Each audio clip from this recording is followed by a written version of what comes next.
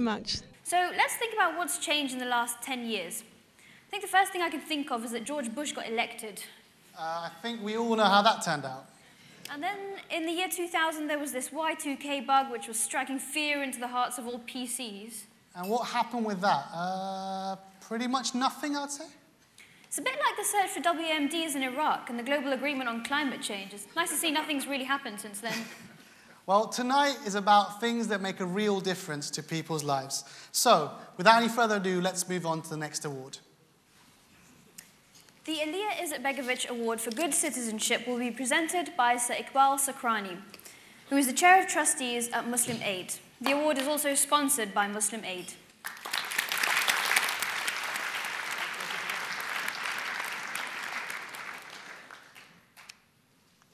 Assalamu alaikum and a very good evening to you all.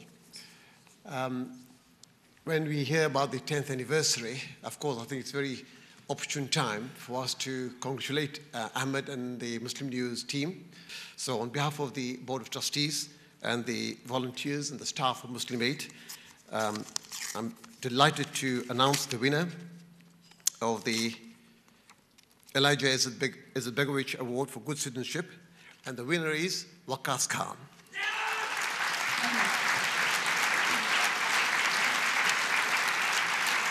Waqas Khan is a dental surgeon and a community leader with senior experience in both fields. As a student at the University of Manchester, he was president of the Federation of Student Islamic Societies when his term coincided with the tragic London bombings of 7/7.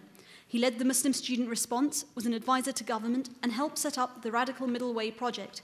Based in Manchester, he has since served as trustee of the Muslim Youth Foundation and has recently been named as one of 13 faith advisors to the Department of Communities and Local Government.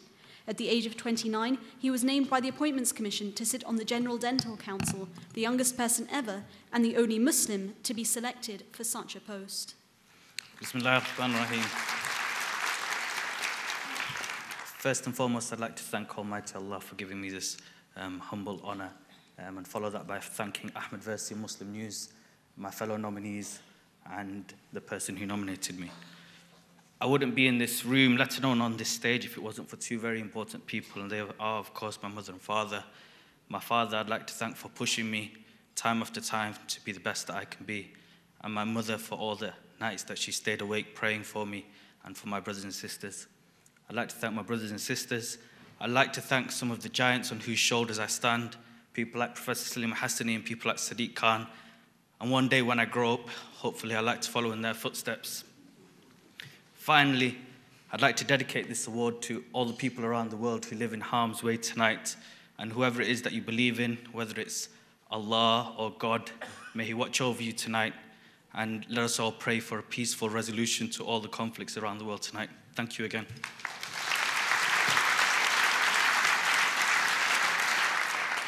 Good evening there, and once again, congratulations on your award. Thank you.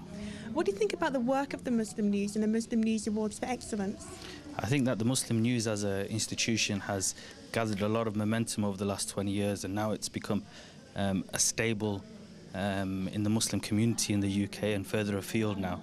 I think that the Muslim News Awards now has been widely recognised now as the most significant awards ceremony for Muslim contribution to wider community, and that's built up through its reputation, through the excellent work it's done over the last 10 years, and through its wide-held respect in the wider community. Thank you. And do you feel that the Muslim News Awards for Excellence helps to contribute to a greater understanding of the British way of life for Muslims in the UK today? I think that everything that we can do in order to build bridges and to secure community cohesion is beneficial. I think that the Muslim News as an institution has built bridges, has crossed barriers, has shown awards and contribution, and has recognised contributions for many things involving the Muslim community and the wider non-Muslim community, which I think is fantastic because it recognises that whilst many of the recipients of the awards may well be Muslim, that we're recognising contributions in many different fields. Thank you. And finally, do you feel that the Muslim News Awards for Excellence helps to encourage and inspire the younger generation of Muslims in the UK and around the rest of the world? Yeah, I think that anything that we can do to inspire young people at large to contribute positively to society, to break down stereotypes, is beneficial. I think particularly where we can show positive role models, people who have contributed to society, people who are at home in Britain, as well as being Muslim, is fantastic. And the Muslim News is definitely making a large